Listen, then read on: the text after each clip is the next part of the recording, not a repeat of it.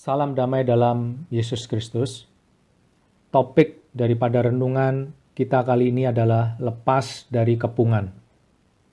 Nabi Yeremia hidup di kerajaan Yehuda dan diminta Tuhan untuk memperingati bangsa Israel agar mereka berbalik ke jalan Tuhan dari jalan mereka yang sudah melenceng. Mereka tidak taat dan bahkan mulai menyembah berhala.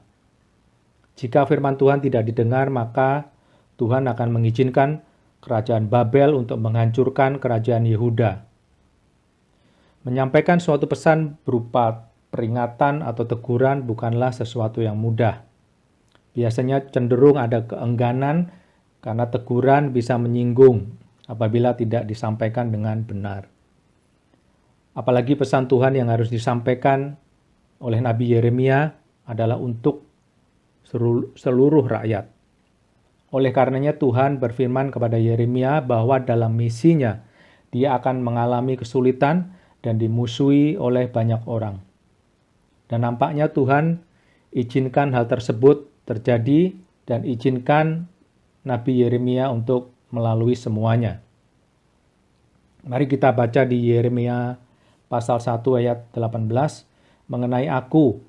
Sesungguhnya pada hari ini aku membuat engkau menjadi kota yang berkubu, menjadi tiang besi, dan menjadi tembok tembaga melawan seluruh negeri ini. Menentang raja-raja Yehuda dan pemuka-pemukanya, menentang para imamnya dan rakyat negeri ini. Di ayat yang ke-19, mereka akan memerangi engkau, tetapi tidak akan mengalahkan engkau, sebab aku menyertai engkau untuk melepaskan engkau. Demikianlah firman Tuhan. Kita perhatikan baik-baik bahwa Tuhan tidak menjanjikan perjalanan yang mulus, namun Yeremia akan dimusuhi dan harus menghadapi seluruh negeri. Penentang-penentang Yeremia bukan main-main. Mereka berasal dari kalangan raja, pemuka-pemuka kerajaan, para imam, dan rakyat negerinya sendiri. Ini boleh dibilang mewakili seluruh rakyat dan berarti musuh-musuh yang memeranginya akan ada di mana-mana dan tentunya serangan akan datang dari berbagai arah. Namun Tuhan berjanji bahwa Yeremia akan dibuat siap dan kuat menjadi seperti tembok yang kokoh. Janji Tuhan adalah Yeremia akan dibuat menjadi kuat seperti kota yang berkubu, tiang besi, dan tembok tembaga yang mampu menghalangi serangan rakyat Israel terhadap Yeremia. Dan bahkan Tuhan akan melepaskan dari tangan bangsanya sendiri.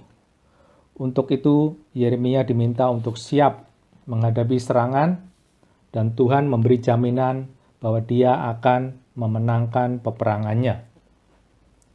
Saudara-saudari, di tahun 1967 terjadi perang antara bangsa Israel melawan sekutu bangsa Arab yang melibatkan Syria, Yordania, Irak, dan Mesir yang berlangsung selama 6 hari.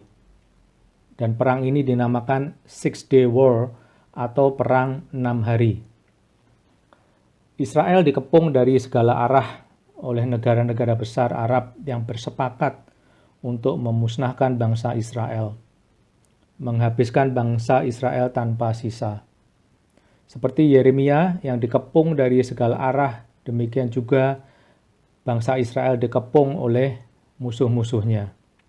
Di utara ada Syria, di timur ada Yordania dan Irak, dan di selatan ada Mesir.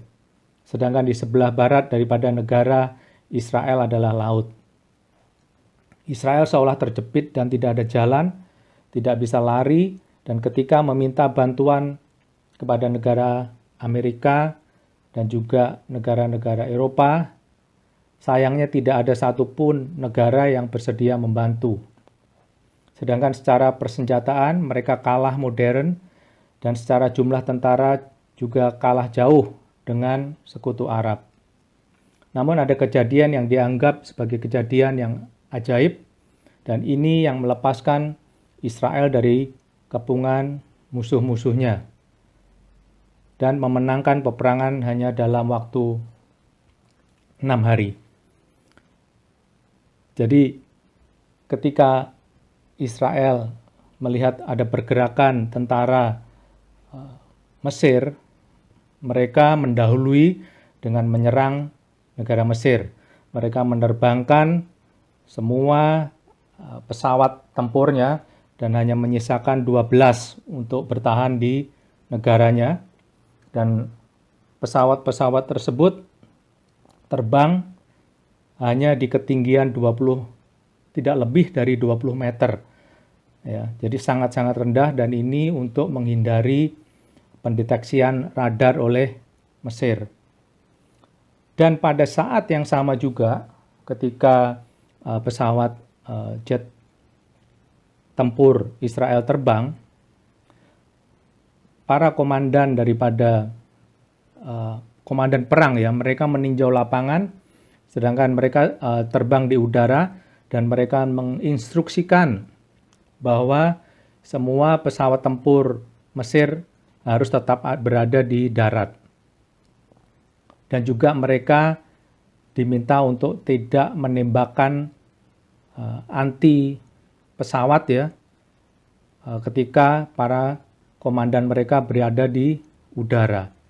Dalam kesempatan yang begitu singkat ini, pesawat-pesawat tempur Israel masuk terbang hanya tidak lebih dari 20 meter dan menghancurkan semua landasan pesawat Mesir, dan ketika itu menghancurkan 200 pesawat tempur Mesir. Tidak lama setelah itu, mereka juga menyerang lagi di landasan pesawat yang lain, menghancurkan 300 pesawat tempur Mesir. Jadi total ada 500 pesawat tempur yang dihancurkan. Sedangkan pesawat dari Israel hanya satu yang tertembak. Ya, jadi betul-betul suatu kejadian yang luar biasa. Dan setelah dilakukan penyerangan yang menghancurkan kekuatan Mesir, Presiden Mesir mengumumkan kepada sekutunya bahwa mereka menang dan mereka sedang menuju Israel dengan tank-tanknya siap masuk dan meluluh lantakan Israel. Sehingga semua negara-negara sekutunya mereka bersorak-sorai turun ke jalan dan melakukan semacam celebration ya, atau semacam perayaan kemenangan. Nah, di saat itu pesawat tempur sekali lagi Israel menghancurkan Irak, menghancurkan Syria, menghancurkan Yordania, ya, sehingga mereka lumpuh total. Ya, jadi ini adalah dua kejadian yang dianggap ajaib ya. Kenapa bisa tidak ada perlawanan sama sekali dan sekutu bangsa Arab hancur. Dan ketika perang ini berakhir, wilayah daripada Israel malahan menjadi lebih luas daripada sebelumnya. Apakah tangan Tuhan ikut bekerja dan melindungi bangsa pilihannya? Kalau saya melihat kejadiannya, saya boleh bilang Tuhan ikut bekerja. Ya, sama seperti buruknya situasi Yeremia yang dikepung dari segala arah oleh kekuatan yang jauh lebih besar dari dia, tapi kita lihat Tuhan memberikan penyertaannya dan melepaskan Yeremia juga pada akhirnya. Kehidupan Yeremia kita lihat semakin menurun dan menurun. Dari sekedar dicemooh, dihina, hingga dipukul, kemudian dimasukkan ke dalam penjara, dan makin parah lagi ketika kemudian dia dimasukkan ke dalam penjara di bawah tanah. Ya, dia diturunkan memakai tali, ya, jadi tidak ada tangga. Dan dikatakan penjara ini penuh dengan lumpur, dan seakan ketika diturunkan dia tenggelam ke dalam lumpur. Ya, jadi kalau kita baca dari terjemahan Alkitab bahasa Inggris King James Version, itu disebutkan tenggelam. Jadi seolah-olah lumpur ini cukup dalam ya, dan tidak ada makanan di sana. Kita lihat sampai harus diturunkan dengan tali untuk masuk ke penjara bawah tanah. Dan ini menggambarkan betapa hidup dia yang sudah turun dan turun semakin dalam lagi. Seolah tidak ada harapan lagi untuk Yeremia bisa keluar hidup-hidup. Jadi di mana Tuhan ketika kondisi semakin lama semakin memburuk, sedangkan Tuhan berjanji akan menyertai dia dan melepaskan dia. Tapi kita lihat Tuhan selalu setia dengan janjinya dan Tuhan melepaskan Yeremia. Saudara, jika saat ini kita merasa bahwa kita sedang dalam pergumulan yang sangat berat, saudara merasa terkepung dan seakan serangan datang dari segala arah. Kemungkinan kondisi finansial kita sedang tidak baik, ditambah lagi dengan kesehatan yang kurang sehat, dan ditambah lagi kemungkinan dengan berbagai masalah di tempat kerja, ya, dan kemungkinan ada masalah keluarga dan lain sebagainya. Sepertinya kita sedang dikepung dari segala arah dan kita dikeroyok oleh masalah-masalah, dan seperti Yeremia yang diturunkan ke dalam penjara bawah tanah. Situasi kita bukan membaik, tetapi malah memburuk dan memburuk. Seolah tidak mungkin kita dapat melalui semuanya, karena seolah kita tidak melihat Tuhan sedang bekerja, dan seolah kita tidak merasakan bahwa Tuhan sedang bekerja untuk melepaskan kita. Tapi sebenarnya Tuhan tidak pernah berhenti bekerja. Kita baca di Yohanes pasal 5 ayat 17, tetapi ia berkata kepada mereka, Bapakku bekerja sampai sekarang, maka aku pun bekerja juga. Memang Tuhan berkata bahwa seluruh Yehuda akan memerangi Yeremia, tapi Tuhan akan melepaskannya. Dan Yeremia dengan teguh memegang janji tersebut dan bersabar dalam kesesakannya. Tuhan memberikan kekuatan yang luar biasa. Tuhan menjadikan Yeremia sebagai kota yang berkubu, menjadi tiang besi dan menjadi tembok tembaga. Dalam penantian akan pertolongan Tuhan, Tuhan memakai penjaga istana untuk berbicara kepada raja agar mengeluarkan Yeremia dari penjara bawah tanah. Dan raja setuju dan kemudian memerintahkan 30 orang untuk menarik Yeremia keluar dari dalam tanah. Mungkin dari kita sedang dalam kesulitan yang begitu menghimpit. Kita terkepung dan berada dalam lubang yang berlumpur, seolah tidak ada jalan lagi, tidak ada harapan. Mari kita letakkan harapan kita pada Tuhan. Percayalah bahwa apabila kita hidup taat kepadanya, Dia akan memberi kekuatan dan Tuhan pasti melepaskan kita dengan jalannya yang ajaib. Di luar nalar atau di luar kemampuan pikiran kita. Dalam penutupan saya katakan bahwa terkadang Tuhan izinkan kita melalui pencobaan untuk membentuk karakter kita. Bila Tuhan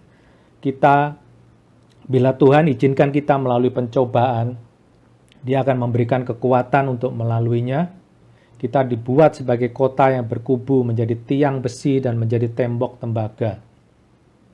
Tuhan melepaskan kita dari kepungan masalah yang seakan akan semakin memburuk dan menemui jalan buntu. Seperti bangsa Israel yang lepas dari kepungan dan menang atas musuh-musuhnya ketika perang 6 hari, juga seperti Tuhan melepaskan Yeremia dari kepungan dan memberikan kemenangan, Tuhan juga akan melepaskan kita yang sedang dalam kepungan permasalahan kita.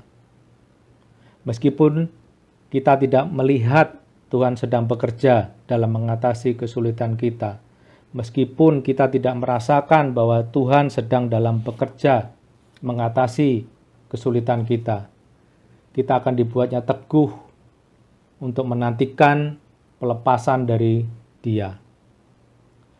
Tuhan Yesus memberkati kita semua. God bless you all. Amin. Ku kan berdiri